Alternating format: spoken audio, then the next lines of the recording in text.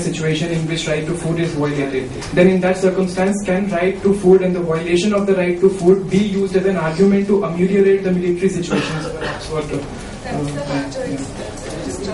I think that's what Biraj tried to respond also, that could be a tactic that we can try.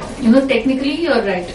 There is a right to food in the Supreme Court orders on the right to food. It clearly says that, for example, that all children in Anganwadi should get food for 300 days a year. It does not say that they don't have to get the food if there is war or if there is flood or anything. So these things can be used as a tool, but it's very difficult to predict what the outcome will be. But it is a potential for using as litigation and even as whatever civil society groups are doing to try and ameliorate the situation. It can be an additional argument, but only this will not in any case resolve the problem. But definitely it can be an argument that can be used. We have not done it so far. In fact, in conflict areas, the right to food case, the campaign and the commissioners have more taken up issues of displaced persons and what their entitlements are, more than the kind of situation you are talking about, but more in terms of IDPs in, say, Assam, in, say, Chhattisgarh and Andhra Pradesh border, various parts of the country.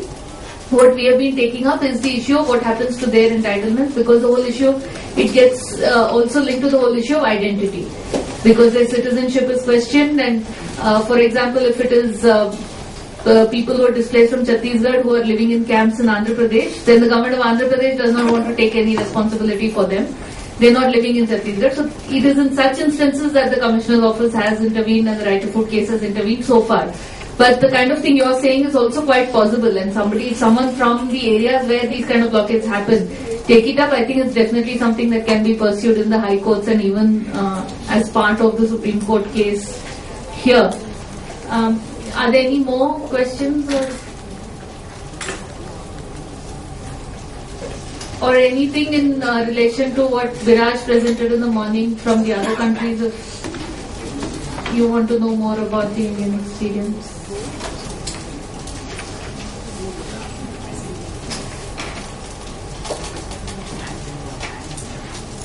If there's nothing, I just want to, although I didn't hear much of the session and don't know how much Biraj has spoken to you about, but just listening to the other countries' experiences and to kind of wrap up in about 5 minutes, what I think about litigation and right to food and what we have learned based on our experience, like this question also.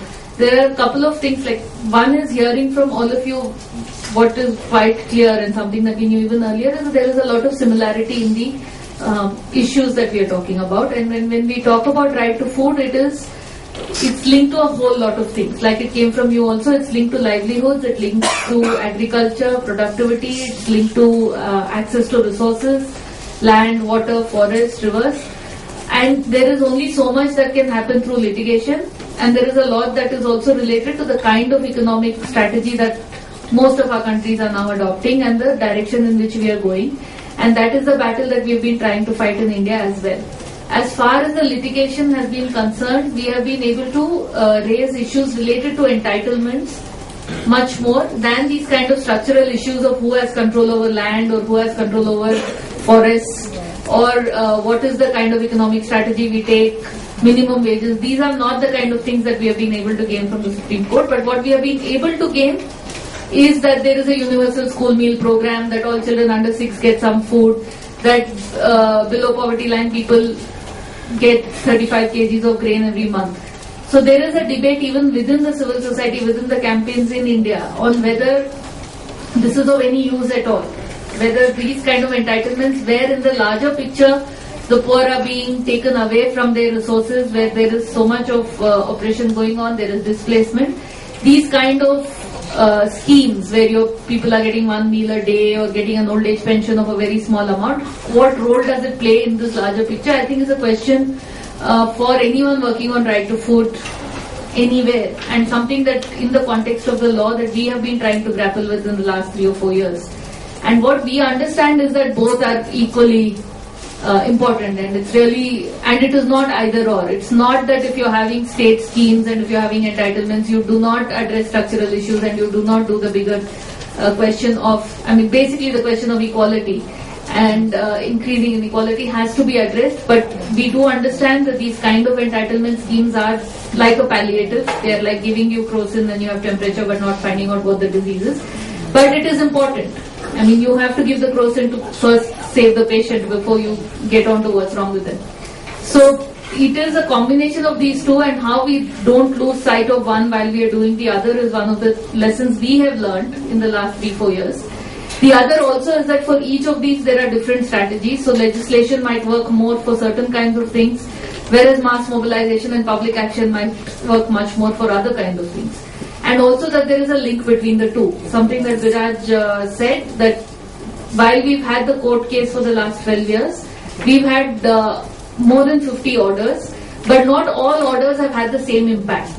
And if we try and look at why is it that some orders have had greater impact than others, it clearly has a link with public action. So for example, in 2001, in the same court order, there were 2 points. One was that school children will get hot cooked meals, and the second was that under 6 children would get Anganwadis, childcare centers in every village.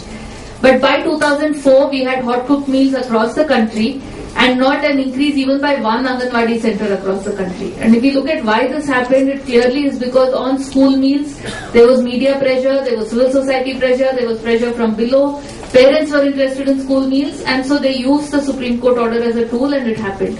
Whereas on childcare centers, up to 2006 almost, there was no pressure from the community, and you can see the data that the same Supreme Court order had different impact when it was accompanied by some kind of public action and public pressure, and when it didn't have.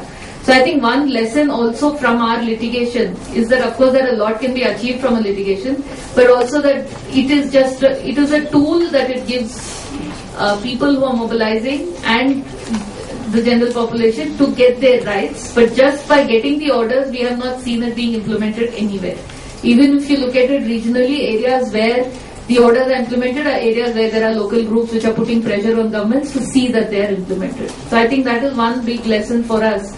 And even when you go ahead, and that's why this case has been so successful, because it has been backed up by a whole campaign. It's not one petitioner fighting this case with the support of a legal team, but it's a whole campaign which is fighting this case with the government. And therefore the kind of support it gets has made it so powerful, has made the orders so powerful, and the fact that it is monitored all the time. So I think that was just one point I wanted to make, that what the Indian experience on the right to food shows is how litigation and public action can be combined to make some real changes in people's lives.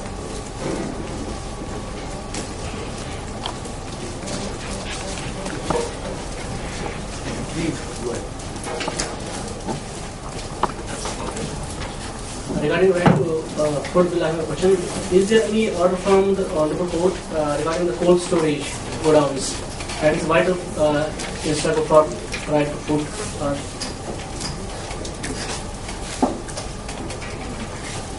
So we don't have an order on cold storage. We never gone to the court.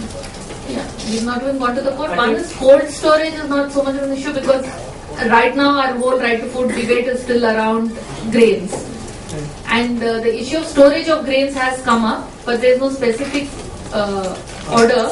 And we also find that as far as grains are concerned, if they are managed well, then we have enough storage facilities. The problem is we procure much more and then we don't distribute it, and that's why storage becomes a problem. Is there anything in the right to food bill regarding this thing? There is one clause that says that adequate storage facilities have to be made, again for the grains, not cold storage.